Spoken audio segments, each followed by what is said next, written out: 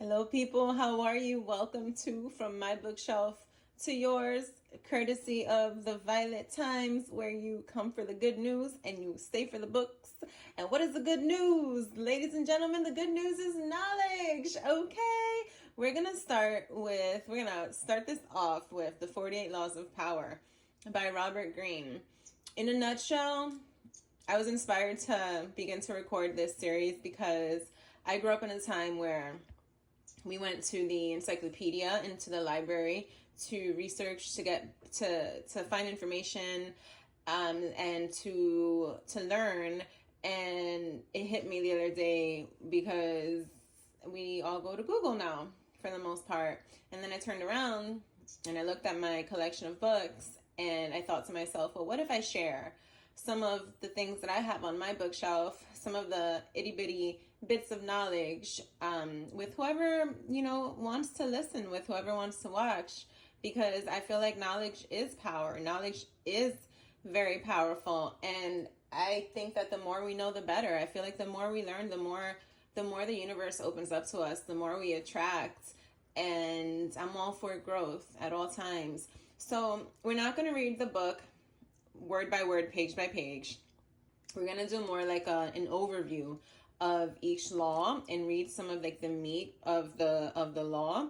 And then I just want you to come to your own conclusions, right? This book has been very controversial throughout the years. And I feel like if you don't know about it, or you haven't heard about it, or you've heard about it and you haven't read it or gotten into it, you definitely deserve to. And here I am doing the good work of the Most High, sharing, because sharing is caring. And let's get into it. So all right, the first law, and pardon my camera work, by the way, guys. I don't want to make this about myself. I really do just want to make it about the books. In time, of course, I'll get a better setup, etc. But this is what it's going to be for now. So, law number 1, never outshine the master. Always make those above you feel comfortably superior. In your desire to please and impress them, do not go too far in displaying your talents, or you might accomplish the opposite. Inspire fear and insecurity. Make your masters appear more brilliant than they are, and you will attain the heights of power.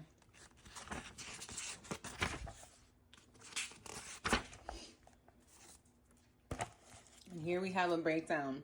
Before this breakdown, he goes through a couple of stories that if you acquire the book, you'll be able to read and enjoy on your own. So, keys to power.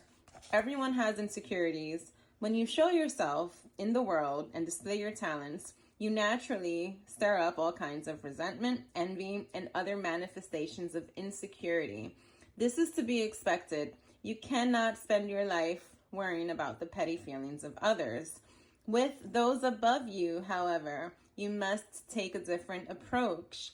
When it comes to power, outshining the master is perhaps the worst mistake of all. This law involves 2 rules that you must realize. First, you can inadvertently outshine the master by simply being yourself.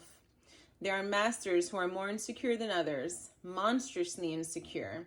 You may naturally outshine them by your charm and grace.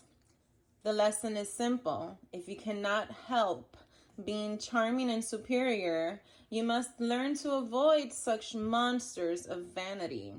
Second, never imagine that because the master loves you, you can do anything you want.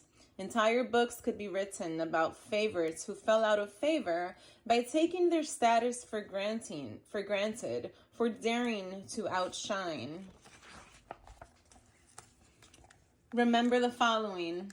Never take your position for granted and let any favors you receive go to your head. Knowing the dangers of outshining your master, you can turn this law to your advantage. First, you must flatter and puff up your master. Overt flattery can be effective, but has its limits. It is too direct and obvious, and looks bad to other courtiers. Discreet flattery is much more powerful. If you are more intelligent than your master, for example, seem the opposite.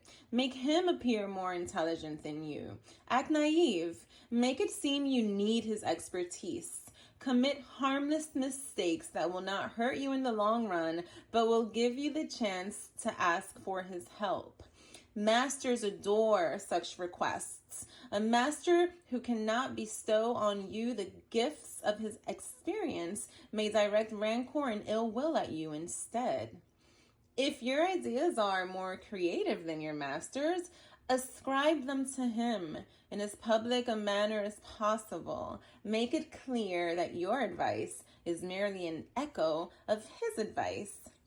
If you surpass your master in wit, it is okay to play the role of the court jester, but do not make him appear cold and surly by comparison. Tone down your humor if necessary, and find ways to make him seem the dispenser of amusement and good cheer. If you are naturally more sociable and generous than your master, be careful not to be the cloud that blocks his radiance from others. He must appear as the sun around which everyone revolves, radiating power and brilliance, the center of attention. Now, the image for this law is the stars in the sky. There can only be one sun at a time. Never obscure the sunlight or rival the sun's brilliance. Rather, fade into the sky and find ways to heighten the master star's intensity. Now, this is fascinating. Reversal. The reversal to this law states as follows. You cannot worry about upsetting every person you come across, but you must be selectively cruel. If your superior is a falling star, there is nothing to fear from outshining him. Do not be merciful. Your master had no such scruples in his own cold-blooded climb to the top. Gauge his strength. If he is weak, discreetly hasten his downfall. Outdo, outcharm, outsmart him at key moments. If he is very weak and ready to fall, let nature take its course. Do not risk outshining a feeble superior.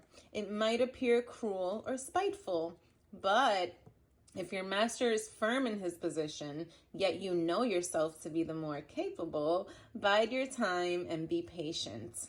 It is the natural course of things that power eventually fades and weakens. Your master will fall someday, and if you play it right, you will outlive and someday outshine him. Woo, baby. All right. Now, the next time I see you, we're going to be moving on to law number 2. I want to thank you so much for spending a few minutes with me today, learning and edifying ourselves together. And I want to hear your reflections in the comments. I want to hear your thoughts.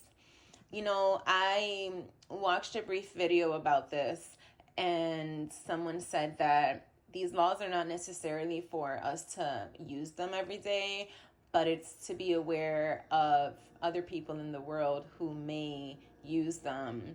And I think that's fascinating. Like I said, no knowledge is useless, right? So again, let me know your thoughts. Thank you so much for tuning in. This is The Violet Times, and this has been From My Bookshelf to Yours. We will speak soon. Bye-bye.